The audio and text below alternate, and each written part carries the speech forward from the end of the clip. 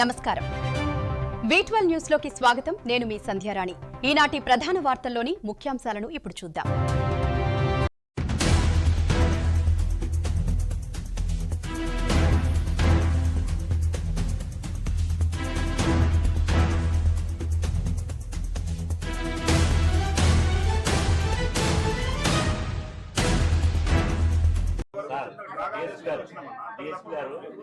Sir FIR కాపీలు ఎక్కడున్నాయో చెప్తే నేనన్నా పోయేస్తా సార్.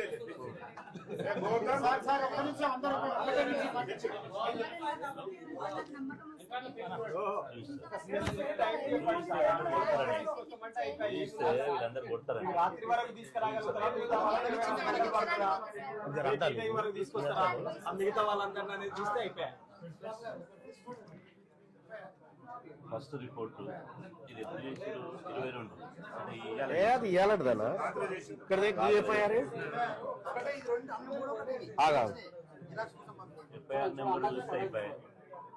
ఫస్ట్ వాళ్ళకి కంప్లైంట్ శ్రీనివాసరెడ్డి ఇందులో ఎఫ్ఐఆర్ నెంబర్ ఎంత? 18, 53, వాళ్ళు ముందు 61.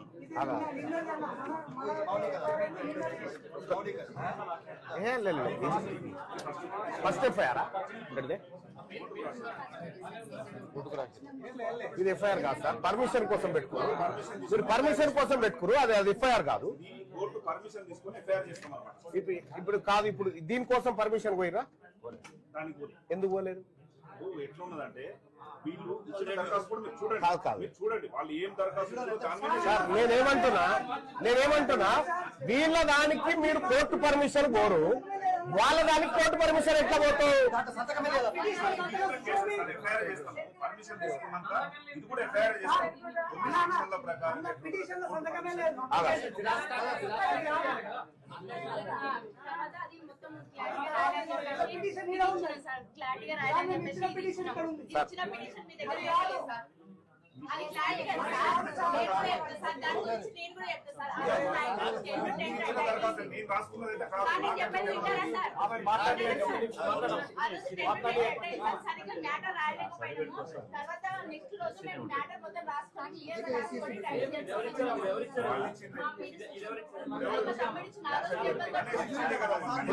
ఇప్పుడు కాదు డిఎస్పీ గారు ఆగాదు. ఆ ఎఫ్ఐఆర్ కాపీ సార్.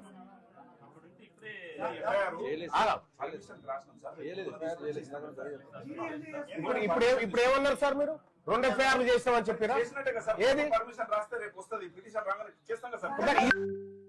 ఇదెందుకు రాయలేదు కోర్టు పర్మిషన్ కి? సార్ నేనేమంటున్నా, దరఖాస్తు ప్రకారం అని కాకుండా మీ తరహాలో ఒక ఇన్వెస్టిగేషన్ ప్రాసెస్ అయితే ఉంటది కదా, ఆ ప్రాసెస్ ప్రకారం చూసుకున్నా కూడా ఈ రెండింటిని కోర్టుకు పంపితే నిజంగా పోలీసు వాళ్ళు న్యాయం చేస్తున్నారు. 2 కోర్టు పర్మిషన్ ఆధారంగా మనం ఎఫ్ఐఆర్లు చేస్తున్నారని అనుకోవచ్చు. మా బీసీలు ఇచ్చినదేమో కోర్టుకు పంపుతారు, రెడ్లు ఇచ్చిందేమో ఎఫ్ఐఆర్ చేస్తారా?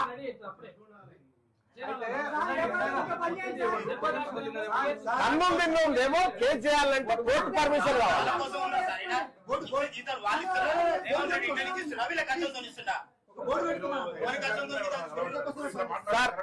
సార్ ఇదో ఆగండి సార్, మా ఆవేదన మీరు అర్థం చేసుకోవాలా? నాకు ఒక మాట సార్,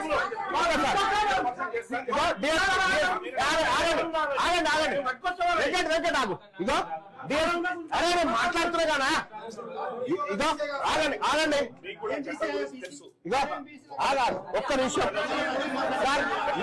నాకు చట్టం గురించి ఎట్లా తెలిసిందంటే నాకు 100 కేసులు అయితే తెలిసింది, నాకు లేకపోతే తెలియకపోగలదు.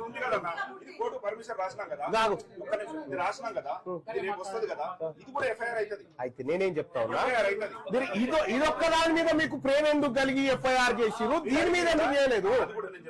ఇప్పుడు ఈయనకు తల పగిలి ఇంజరీ అని వీళ్ళకు వీళ్ళు ఇచ్చిన దరఖాస్తు ఇచ్చిన దరఖాస్తు ఆ రోజు ఎటువంటి గాయాలు కనపడలేదు. కనపడనందు కొరకు ఏం చేసినాం అంటే మనం మృగ గాయాలు ఉన్నాయి, కోర్టు పర్మిషన్ కొరకు రాసినాం. రాసి పర్మిషన్ తీసుకున్నాక ఎఫ్ఐఆర్ చేద్దామన్న ఉద్దేశంతోనే ఇప్పుడే చెప్పింది ఏమన్నా ఉంటే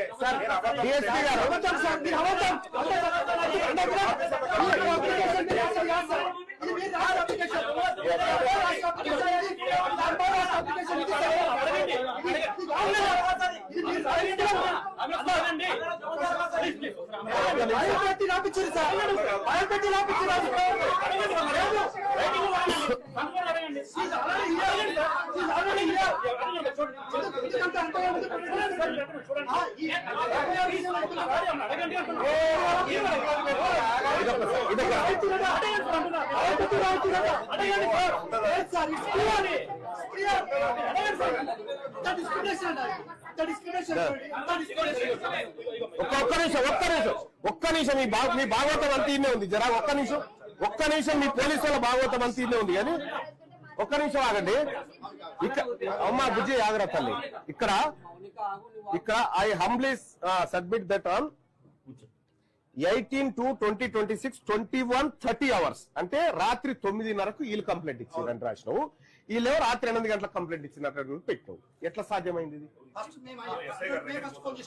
ఇది ఎట్లా? ఇప్పుడు ఎస్ఐ గారికి ఏ టైంలో పోయారో ఆ టైం దరఖాస్తు తీసుకుని మీ జీడీ ఎంట్రీ చూపించండి. ఎవరు ఫస్ట్ వచ్చారు మాకు చూపించండి. జీడీ ఎంట్రీ చూపించండి. ఎవరు ముందుగా వచ్చారు? జీడీ ఎంట్రీ అయితే ఉంటుంది కదా డిఎస్పీ గారు. ఫస్ట్ జీడీ ఎంట్రీ ఉంటుంది కదా. జీడీ ఎంట్రీ చూపించండి. సీసీటీవీ ఫుటేజ్ చూపించండి. ఎవరు ఫస్ట్ వచ్చినా తెలుస్తుంది. ఒక్క నిమిషం నేనేమంటున్నా పిలిపించి వాళ్ళని పిలిపించి రెడ్డిలో పిలిపించి కేసు చేసి అది ఇప్పుడు డిఎస్పీ గారు క్లియర్లీ ఆగండి ఆగండి. ఇక్కడ పోలీస్ స్టేషన్ కు ముందుగా వచ్చి ఫిర్యాదు చేసిన వాళ్ళు ఎవరు? ఎస్ఐ గారికి తెలుస్తుంది. ఎస్ఐ గారు ఇప్పుడు జీడీ ప్రకారం ఒకటి పిలిపించండి.